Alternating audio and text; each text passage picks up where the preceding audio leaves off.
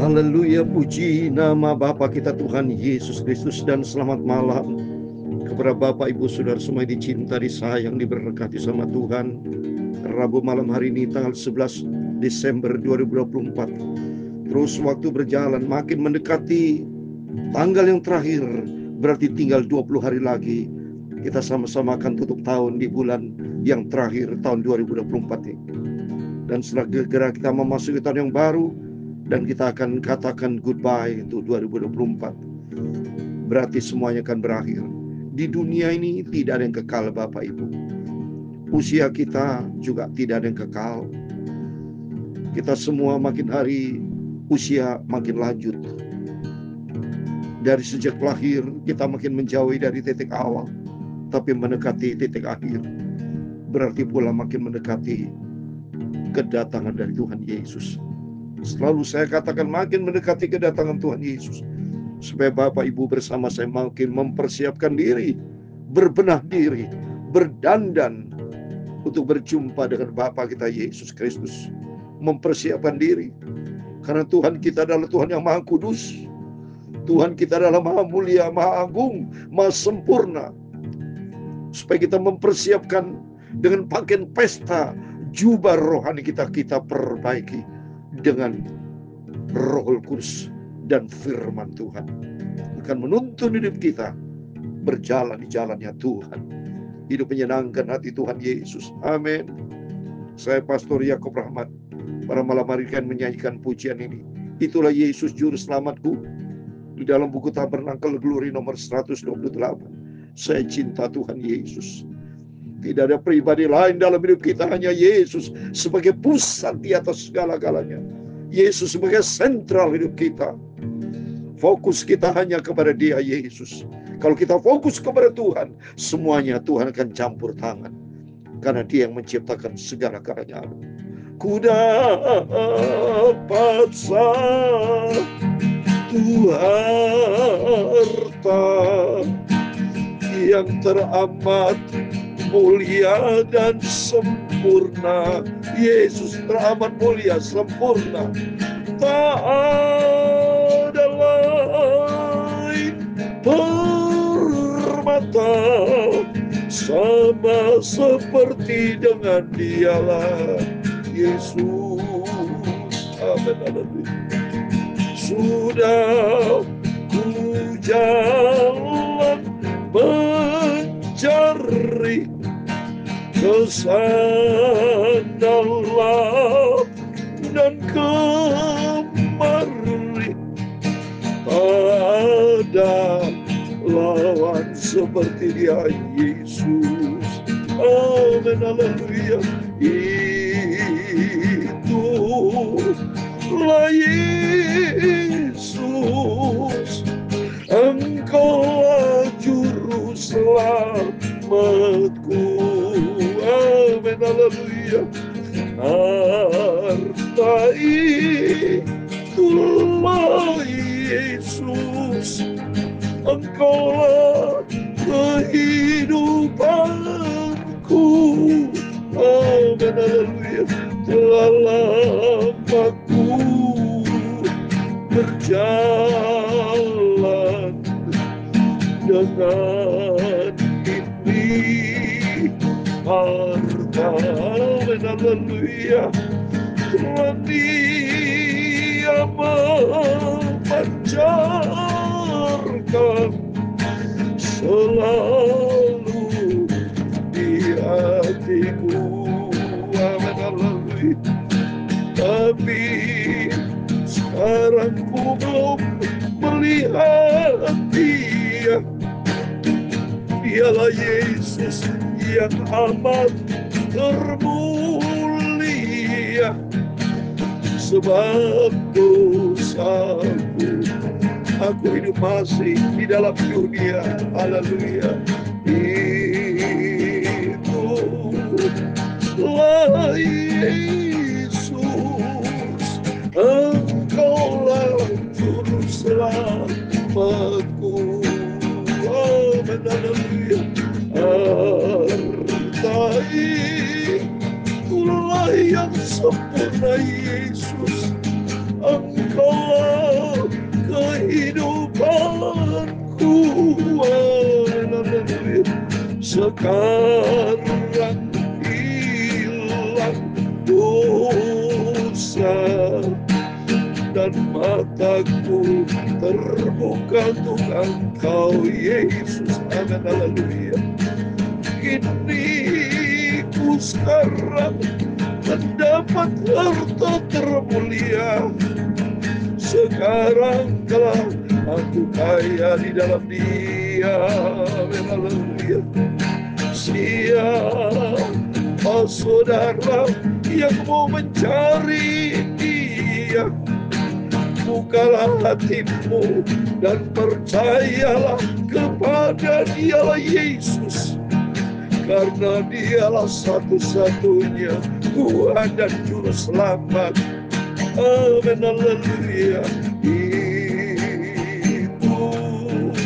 Itulah Yesus, Engkaulah Juru Selamatku. Amin. Haleluya. Harta yang termulia, teragung, sempurna, itulah Yesus kehidupanku. Amin. Haleluya. Dalam Kisah Rasul pasal 16 ayat 31 demikian firman Tuhan. Jawab mereka, percayalah kepada Tuhan Yesus Kristus dan engkau akan selamat. Engkau dan sisi rumahmu diselamatkan oleh Tuhan Yesus. Itulah Juru Selamatku. Amin. Haleluya. Ya Tuhan, punya mula kebesaran dan kejayaan, kehormatan, kemasyhuran dan keagungan. Ya segala-gala yang ada di langit dan di bumi, ya Tuhan, punya mula kerajaan, dan Kau yang tertinggi itu melebihi segala-galanya sebagai kepala. Sebab kekayaan dan kemuliaan berasal daripadamu, dan Engkaulah yang berkuasa atas segala-galanya. Dalam tangan-Mu lah kekuatan dan kejayaan, dalam tangan-Mu lah kuasa membesarkan dan mengokohkan segala-galanya. Sekarang ya Allah kami, dalam nama Tuhan Yesus Kristus, kami bersyukur kepadamu dan memuji nama-Mu yang agung itu. Yesus Kristus, Engkau Tuhanku, Bapakku, Rajaku, Juru Selamatku. Amin. Haleluya. Bapa, malam hari ini kami mau baca firman-Mu Bapa. Aku rindu akan firman-Mu. Amin. Sucikan mulutku, pikiranku, dan hatiku ya Bapa-Ku. Ampunilah semua dosa salahku. Terima kasih Bapa. Aku orang berdosa. Tiap hari, tiap saat aku bisa berdosa kepada Tuhan. Ampun. Roh Kudus tuntun hidup kami, biar hari ini hari aku diperbarui oleh kuasa Roh Kudus dan firman Tuhan, untuk hidupku menjadi serupa dengan Tuhan Yesus Kristus. Engkaulah Bapa-Ku, Engkaulah Tuhanku, Engkau Juru Selamatku, Rajaku di atas segala-galanya. Kami sudah berdoa mengucap syukur. Haleluya. Amin. Terima kasih kepada Tuhan Yesus. Tuhan lihat dari surga, dan Tuhan akan memberkati Bapak Ibu Saudara semua. Firman Tuhan katakan, percayalah kepada Tuhan Yesus Kristus, engkau, kita semua diselamatkan bersama keluarga kita. Mari kita sungguh-sungguh ikut Yesus. Kalau di antara Bapak Ibu ada keluarga atau teman sahabat yang belum percaya kepada Tuhan, sampaikan berita firman Tuhan. Percayalah kepada Tuhan Yesus Kristus. Karena tidak ada juru selamat selain hanya Dia, satu-satunya Tuhan Yesus Kristus. Amin. Amin. Puji nama Tuhan. Mari atas rahmat dan anugerah Tuhan malam ini sebelum kita tidur, kita kembali kepada firman Tuhan. Kita mau lebih dalam dengan Yesus. Karena kita diciptakan oleh Tuhan. Dan suatu hari cepat atau lambat Yesus akan datang kembali. Dan kita mempersiapkan diri, kita berbenah diri, kita berdandan untuk berjumpa dengan Tuhan Yesus sebagai mempelai laki-laki yang sempurna. Amin. Mari kita kembali kepada firman Tuhan. Oh, saya terima kasih kepada Tuhan Yesus. Semakan anugerah Tuhan. Kalau kita bisa dipelihara sampai detik ini, itu semuanya berkat anugerah pertolongan Tuhan yang luar biasa. Kita mau kerjakan keselamatan yang Tuhan sudah berikan. Pelihara kasih karunia yang Tuhan sudah berikan buat setiap kita. Kita mau jaga sungguh-sungguh. Amin. Mari kita kembali kepada firman Tuhan. Saya mau baca firman Tuhan. Lanjutan dari kemarin, kita berurutan baca firman Tuhan ya. Puji Tuhan. Hukum Taurat atau janji. Galatia pasal 3 dari 15 sampai 29 demikian firman Tuhan. Saudara-saudara, baiklah aku pergunakan suatu contoh dari hidup sehari-hari, suatu wasiat yang telah disahkan, sekalipun ia dari manusia, tidak dapat dibatalkan atau ditambahi oleh seorang pun. Adapun kepada Abraham diucapkan segala janji itu, dan kepada keturunannya tidak dikatakan kepada keturunan-keturunannya, seolah dimaksud banyak orang, tapi hanya satu orang dan kepada keturunannya, yaitu Kristus. Amin. Ya, karena maksudnya di sini adalah saudara, keturunan Abraham, yaitu siapa? Raja Daud. Nah, Raja Daud menghasilkan dari Tuhan Yesus Kristus sendiri lahir. Jadi Raja Daud dan suku Yehuda, Yesus dari keturunan Daud. Makanya kalau kita baca di dalam Matius pasal 1, silsilah disebut Daud, saudara. Daud adalah raja, maka disebut Daud kalau kita baca silsilah. Coba saya mau baca. Matius pasal 1 dikatakan, inilah silsilah Yesus Kristus, anak Daud, anak Abraham. Ya, jadi kenapa disebut anak Daud? Daud raja dan Yesus adalah raja. Dan Abraham disebut bapa segala percaya karena kita percaya kepada Yesus Kristus, dialah juru selamat. Jadi ini tuh maksudnya di situ ya. Jadi keturunan adalah Kristus. Ya, keturunan karena dari Abraham lahirlah Daud. Dan dari Daud punya rencana Tuhan, ya, lahirlah keturunan karena dari Yusuf. Yusuf itu dari keturunan Daud, dari Bethlehem, ya, dan melahirkan Yesus. Puji Tuhan, yang di bulan Desember ini kita sama-sama melaksanakan ibadah Natal tentang kelahiran Yesus. Puji Tuhan. Maksud ialah janji yang sebelumnya telah disahkan Allah, tidak dapat dibatalkan oleh hukum Taurat yang baru terbit 430 tahun kemudian sehingga janji itu hilang kekuatannya. Bicara di sini nanti banyak bicara hukum Taurat. Saudara, nanti saya mau terangkan tentang hukum Taurat. Sebab jikalau apa yang tertentukan Allah berasal dari hukum Taurat, ia tidak berasal dari janji, tapi justru oleh janji Allah telah menganugerahkan kasih karunia kepada Abraham. Kalau demikian, apakah maksudnya hukum Taurat? Ia ditambahkan oleh karena pelanggaran-pelanggaran sampai datang kepada keturunan yang dimaksud ya janji itu yang disampaikan dengan perantaran malaikat-malaikat itu ke dalam tangan seorang pengantara. Seorang pengantara bukan hanya mewakili satu orang saja, sedangkan Allah adalah satu. Kalau demikian bertentangan hukum Taurat dengan janji Allah? Sekali tidak. Sebab ada kata hukum Taurat diberikan sebagai sesuatu yang dapat menghidupkan, maka memang kebenaran berasal dari hukum Taurat. Di sini banyak bicara hukum Taurat ya. Hukum Taurat itu ada 10 hukum Tuhan, tapi ada yang disebut hukum Taurat itu ada 613 sudah. Yang disebut mitzvot, perintah.